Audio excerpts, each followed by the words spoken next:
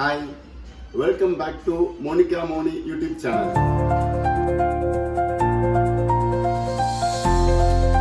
Friends, நம்ம இன்னைக்கு என்ன பண்ண போறோம்னா ஈரோடு பள்ளிபாளையம் சிக்கன் பண்ண போறோம்.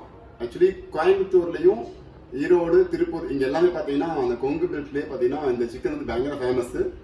சூப்பரா இருக்கும். ரொம்ப கம்மியான இன்கிரிடியன்ஸ்ல ரொம்ப டேஸ்டியான ஒரு ஃபுட்டு. நாங்க தாவா வச்சிருந்தப்போ இது வந்து ரொம்ப ஸ்பெஷல் ஃபுட்டா இருந்துச்சு. ಇದನ್ನ ರೆಸಿಪಿ ನೀವು ಪಾರುங்க. Thank you.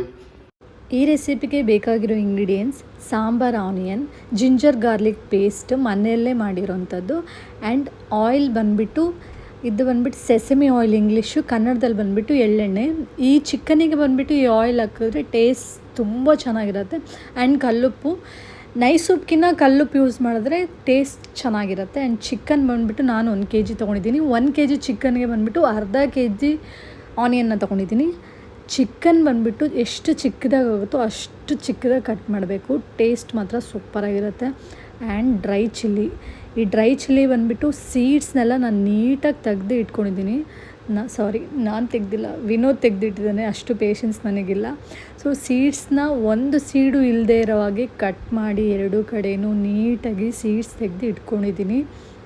ಸೊ ಈ ಥರ ಸೀಡ್ಸ್ ತೆಗೆದ್ರೇ ತಿನ್ನೋಕ್ಕೆ ನಮಗೆ ಗ್ರೇವಿ ಲೈಕ್ ತಿಕ್ಕ ಗೊಜ್ಜು ಥರ ಬರುತ್ತೆ, ತಿನ್ನೋಕ್ಕೆ ತುಂಬ ಚೆನ್ನಾಗಿರುತ್ತೆ. ಆ್ಯಂಡ್ ದೆನ್ ಟರ್ಮರಿಕ್ ಸೀಡ್ಸ್ ತೆಗೆದು ಇಟ್ಕೊಂಡಿರೋ ಸೀಡ್ಸ್ ನೋಡಿ, ಲೈಕ್ ಈ ಥರ ಸೀಡ್ಸ್ ಎಲ್ಲ ತೆಗೆದು ಇಟ್ಕೊಂಡಿದ್ದೀನಿ. ಸೊ ನೋಡಿ, ಲೈಕ್ ಒಂದು ಸೀಡ್ಸ್ ಕೂಡ ಇಲ್ಲ, ಆ ಥರ ಫುಲ್ ಪ್ಲೇನಾಗಿರಬೇಕು. ಬಟ್ ಇದು ನೀವು ಯೂಸ್ ಮಾಡಿದ್ರೆ ಖಾರ ಇರುತ್ತೆ. ಸೊ ಈ ಥರ ಸೀಡ್ಸ್ ತೆಗೆದಾದ್ಮೇಲೆ ಒಂದು ಬಾಣಲಿಗೆ ಆಯಿಲ್ ಹಾಕ್ಕೊಂಡಿದ್ದೀನಿ.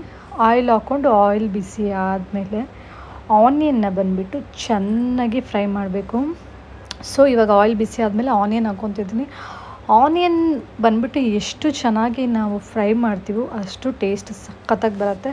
ಈ ರೆಸಿಪಿ ಬಂದುಬಿಟ್ಟು ಇಂಗ್ರೀಡಿಯೆಂಟ್ಸ್ ತುಂಬ ಕಮ್ಮಿ, ಬಟ್ ಮಾಡೋದು ಮಾತ್ರ ಆನಿಯನ್ ಫ್ರೈ ಆಗೋಕ್ಕೆ ಒಂದು ಸ್ವಲ್ಪ ಟೈಮ್ ತೊಗೊಳತ್ತಷ್ಟೇ. ಆನಿಯನ್ ಹಾಕ್ಬಿಟ್ಟು 1 ನಿಮಿಷ ಹಂಗೆ ಫ್ರೈ ಮಾಡಾದಮೇಲೆ ಅದ್ರ ಜೊತೆಗೆ ರೆಡ್ ಚಿಲ್ಲೀಸ್ ಹಾಕ್ಕೊಂಡು ಚೆನ್ನಾಗಿ ಫ್ರೈ ಮಾಡ್ತಿದ್ದೀವಿ. ಚೆನ್ನಾಗಿ ಅಂದರೆ ಲೈಕ್ ಆನಿಯನ್ ಬಂದುಬಿಟ್ಟು ರೆಡ್ ಕಲರ್ ಆಗುತ್ತೆ. ಸೊ ನೀವೇ ನೋಡಿ ಯಾವ ಥರ ಆನಿಯನ್ ಚೇಂಜ್ ಆಗುತ್ತೆ ಕಲರು ಅಂತೇಳ್ಬಿಟ್ಟು. ಸೊ ಇದ್ರ ಜೊತೆಗೆ ಉಪ್ಪು ಹಾಕಿದ್ರೆ ಆನಿಯನ್ ಬೇಗ ನಮಗೆ ಬೇಯುತ್ತೆ, ಲೈಕ್ ಚೆನ್ನಾಗಿ ಫ್ರೈ ಆಗುತ್ತೆ.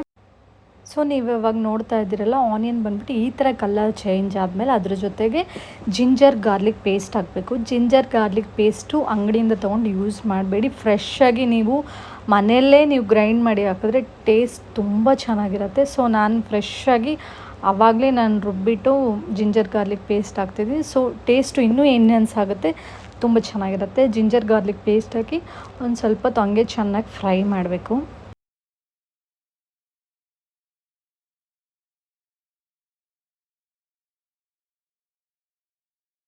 ಆ್ಯಂಡ್ ದೆನ್ ನಾನು ತೊಗೊಂಡಿರೋ ಆಯಿಲಲ್ಲಿ ಇನ್ನೂ ಸ್ವಲ್ಪ ಆಯಿಲ್ ಇದೆ, ಆಯಿಲ್ ಹಾಕಿ ಇನ್ನೂ ಸ್ವಲ್ಪ ಚೆನ್ನಾಗಿ ಫ್ರೈ ಮಾಡ್ಕೋಬೇಕು.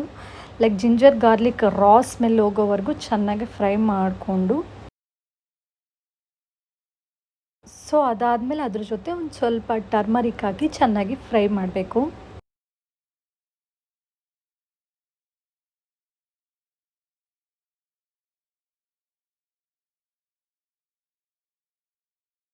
ಸೊ ಟರ್ಮರಿಕ್ ಹಾಕಿದ್ಮೇಲೆ ಚೆನ್ನಾಗಿ ಫ್ರೈ ಮಾಡ್ಕೋಬೇಕು.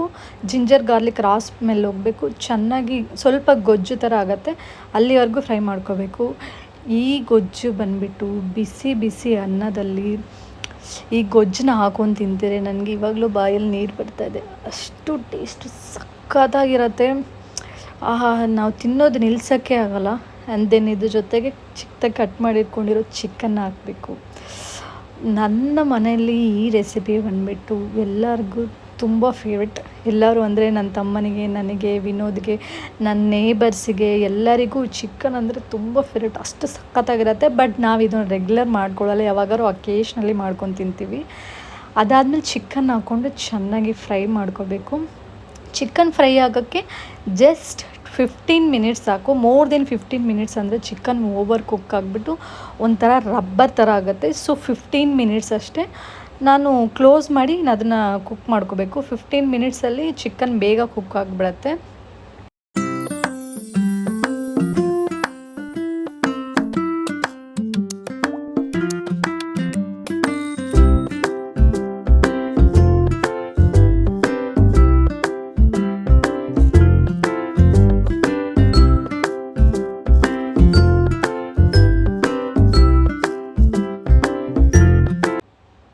ಥರ ಲಿಡ್ನ ಕ್ಲೋಸ್ ಮಾಡಿಬಿಟ್ಟು just 10 minutes chicken lid close ಮಾಡಿ ಕುಕ್ ಮಾಡ್ತಿದ್ದೀವಿ. ಆ್ಯಂಡ್ ದೆನ್ ಓಪನ್ ಮಾಡಿದ್ರೆ ಸ್ಮೆಲ್ಲು, ಆ ಸ್ಮೆಲ್ಲಿಗೆ ಹೊಟ್ಟೆ ಹಸಿವು ಸ್ಟಾರ್ಟ್ ಆಗಿ ಹೋಗಿತ್ತು ನನಗೆ. ಆ ಥರ ಸಖತ್ತಾಗಿರುತ್ತೆ ಚಿಕನ್. ಯಾರಿಗೆಲ್ಲ ಚಿಕನ್ ತುಂಬ ಇಷ್ಟನೋ ಈ ರೆಸಿಪಿನ ನೀವು ಒಂದು ಸರಿ ಆದರೂ ಟ್ರೈ ಮಾಡಿ ನೋಡಿ. ಸೂಪರಾಗಿರುತ್ತೆ. ಚೆನ್ನಾಗಿ ಮಿಕ್ಸ್ ಮಾಡಿಕೊಂಡು ಅವಾಗವಾಗ ಒಂದು 2 ಮಿನಿಟ್ಸ್ ಒನ್ಸ್ ಮಿಕ್ಸ್ ಮಾಡಿ ಲಿಡ್ನ ಕ್ಲೋಸ್ ಮಾಡಬೇಕು, ಇಲ್ಲಾಂದರೆ ಸೀದೋಗ್ಬಿಡುತ್ತೆ.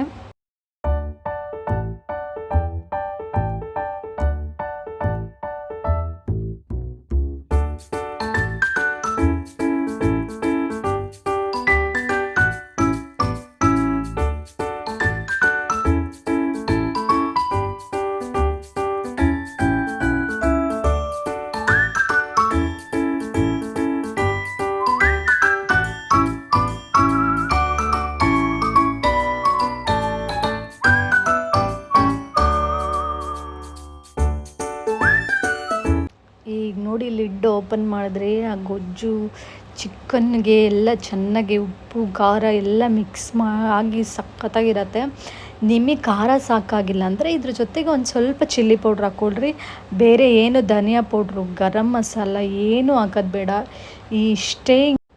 ಇಷ್ಟೇ ಇಂಗ್ರೀಡಿಯೆಂಟ್ಸ್ ಹಾಕಿ ನೀವು ಚಿಕನ್ ಮಾಡ್ಕೊಂಡು ತಿನ್ನಿರಿ, ನಿಮ್ಮ ಫೇವ್ರೆಟ್ ಆಗಿಬಿಡುತ್ತೆ. ಆ ಕಲರು, ಆ ಸ್ಮೆಲ್ಲು ಸಖತ್ತಾಗಿರತ್ತೆ.